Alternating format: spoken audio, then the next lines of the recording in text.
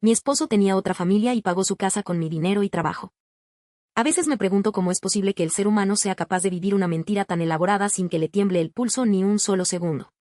Mi nombre es Elena y durante casi 12 años pensé que tenía el matrimonio perfecto, ese que todas mis amigas envidiaban en las reuniones de los fines de semana. Mi esposo, Ricardo, siempre fue un hombre atento, detallista y, sobre todo, un trabajador incansable. Al menos eso era lo que él me vendía cada vez que preparaba su maleta de cuero negro. Llevábamos una rutina que para muchos habría sido insoportable, pero para nosotros era la base de nuestro bienestar económico. Ricardo trabajaba como consultor de proyectos industriales. Según él, su empresa lo necesitaba disponible para supervisar obras en una ciudad a unas 8 horas de distancia. La dinámica era simple, pasaba 2 semanas fuera y 2 semanas en casa. Te juro que lo hago por ustedes, para que no les falte nada, me decía siempre con una mirada llena de supuesta determinación mientras me besaba en la frente antes de subir a su camioneta. Yo me quedaba sola cuidando a nuestras 2 hijas, Lucía de 7 años y Sofía de 4, sintiéndome muchas veces agotada y culpable por extrañarlo tanto. Admiraba su sacrificio porque, según sus palabras, el campo de trabajo allá era mucho más rentable y eso nos permitiría retirarnos jóvenes. Pasamos 5 años bajo esa rutina de ausencias programadas y regresos amorosos. Durante sus estancias en casa, él era el padre ideal, jugaba con las niñas, me ayudaba con las compras y planeábamos vacaciones que nunca terminaban de concretarse por sus compromisos laborales. Yo confiaba ciegamente. Nunca revisé su teléfono, nunca dudé de sus llamadas nocturnas donde se escuchaba el ruido del tráfico o de una oficina de fondo. Él era mi roca, el hombre que se desvivía por darnos lo mejor. Sin embargo, la realidad tiene una forma muy curiosa de salir a flote, a veces de la manera más absurda e inesperada posible. Todo comenzó un martes por la tarde mientras yo ayudaba a Sofía con un dibujo para la escuela. Mi teléfono vibró con una notificación de Instagram. Era un mensaje de una cuenta desconocida, una mujer llamada Valeria.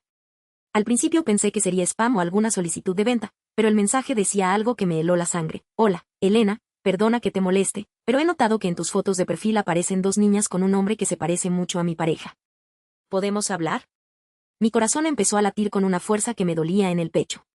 Entré a su perfil y lo que vi me dejó sin aire. Eran fotos de cenas, de paseos en un parque que no reconocía y, finalmente, una foto de ella junto a Ricardo en lo que parecía ser una fiesta de cumpleaños. Él sonreía de la misma forma en que sonreía conmigo, con esa misma expresión de hombre satisfecho y honesto. Sentí un vacío en el estómago, una náusea que casi me hace perder el equilibrio frente a mis hijas. Le respondí de inmediato y le pedí que hiciéramos una videollamada. Lo que descubrí en esos minutos cambió mi vida para siempre y me mostró que el hombre con el que dormía era un completo desconocido. Cuando Valeria contestó la llamada, ambas nos quedamos en silencio por unos segundos, simplemente procesando la cara de la otra. Ella se veía más joven que yo, quizás de unos 30 años, y se notaba genuinamente confundida y asustada. Me miró a través de la pantalla y soltó la bomba que terminó de destruir mi mundo. Él vive conmigo de 15 a 30 cada mes. Me dijo que era soltero y que trabajaba aquí como contratista independiente. Me dijo que sus viajes a tu ciudad eran para visitar a su madre enferma. No lo podía creer. El tipo sostenía una doble vida perfecta con casa y planes de boda allá, en esa ciudad donde supuestamente solo iba a trabajar en proyectos industriales. Valeria me contó que llevaban casi 4 años juntos y que él incluso le había propuesto matrimonio hacía unos meses. Mientras ella hablaba, yo sentía que las paredes de mi casa se cerraban sobre mí. El sacrificio que yo tanto admiraba no era más que una logística perversa para mantener 2 hogares simultáneos sin que ninguna sospechara. Pero lo peor estaba por venir. Después de colgar, me quedé mirando el infinito por lo que parecieron horas hasta que reaccioné. Sabía que Ricardo manejaba nuestras finanzas con cierta libertad porque yo siempre estuve enfocada en mi propio negocio de repostería y en las niñas, confiando en que él era un genio de la administración. Al día siguiente, aprovechando que él todavía estaba en su viaje de supuesta chamba, fui al banco y pedí todos los estados de cuenta detallados de los últimos 2 años, incluyendo los movimientos de la tarjeta de crédito que él manejaba y los préstamos asociados a nuestro patrimonio. El momento de revelación más cabrón fue cuando revisamos los estados de cuenta con la ayuda de una amiga que es contadora. La casa donde vivía la otra mujer, Valeria, no era rentada. Estaba a nombre de ella, pero se había pagado con un crédito de liquidez que Ricardo sacó usando nuestra casa familiar como aval. El muy miserable puso en riesgo el techo de mis hijas para comprarle una propiedad a su otra mujer. Además, descubrí que gran parte de mis ahorros personales, los que yo había juntado con años de esfuerzo en mi pastelería y que estaban en una cuenta conjunta para la universidad de las niñas, habían sido desviados para pagar enganches y muebles de ese otro hogar. Me sentí ultrajada, violada en mi confianza y en mi seguridad financiera. No era solo una infidelidad sexual o emocional, era un robo sistemático a nuestra familia. Qué bajeza tan grande usar el futuro de tus propias hijas para financiar una fantasía de soltero en otro estado. En ese momento, la tristeza se transformó en una rabia fría y calculadora. Llamé a Valeria nuevamente y, para mi sorpresa, ella estaba igual de indignada. Ella no sabía que la casa se había pagado con dinero robado de otra familia. Ella creía que él era un hombre exitoso que quería construir un futuro con ella. En lugar de pelearnos o culparnos entre nosotras, hicimos algo que Ricardo nunca esperó: nos aliamos.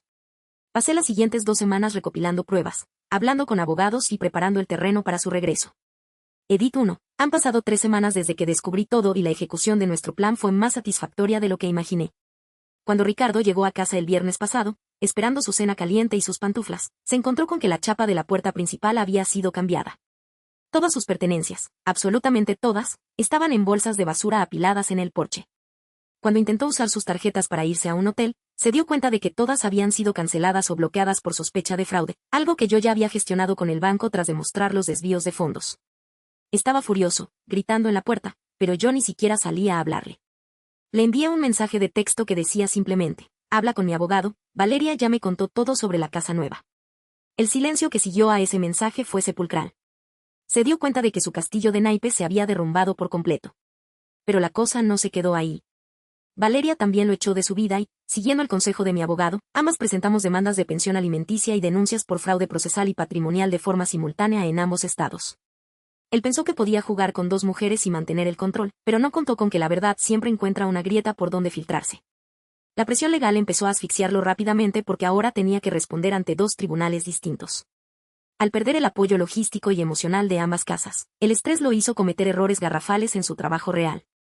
Resulta que su empresa no lo enviaba a viajes de 2 semanas. Él pedía permisos o fingía visitas a clientes para escaparse, y empezó a inflar gastos de representación para obtener más efectivo. Cuando la empresa inició una auditoría interna por las irregularidades que yo misma sugerí que revisaran mediante una denuncia anónima, descubrieron que había estado desviando recursos de la compañía para fines personales durante años.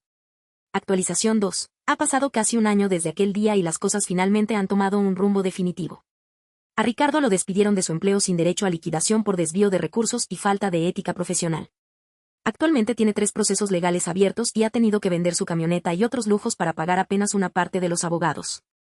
La casa de Valeria entró en un proceso de disputa legal, pero logré salvar nuestra casa familiar gracias a que el crédito fue declarado fraudulento por las condiciones en que se obtuvo sin mi consentimiento real. Valeria y yo no somos mejores amigas, pero mantenemos una comunicación cordial por cuestiones del proceso legal. Ella también fue una víctima de su engaño y decidió rehacer su vida lejos de él. Hoy puedo decir que vivo mi mejor vida con una paz que no conocía. Mis hijas están tranquilas, aunque el proceso de explicarles la ausencia de su padre ha sido difícil, pero prefiero 1000 veces que crezcan viendo a una madre fuerte y honesta que viviendo en una mentira que tarde o temprano iba a explotarles en la cara. La libertad económica que he recuperado me ha permitido expandir mi negocio y ahora tengo mi propia sucursal de pastelería. El tiempo y la justicia se encargaron de poner a cada quien en su lugar. Ricardo intentó buscarme hace unos meses para pedir perdón y decir que estaba arrepentido, pero no hay perdón para alguien que pone en peligro el bienestar de sus propios hijos por un capricho egoísta. Él ahora vive en un pequeño departamento rentado, trabajando en un empleo de medio pelo y pagando las consecuencias de haber querido tenerlo todo sin valorar nada. Si conoces a alguien que vivió algo así, compártele esta historia. La vida siempre pone a cada quien en su lugar. Síguenos para más relatos reales.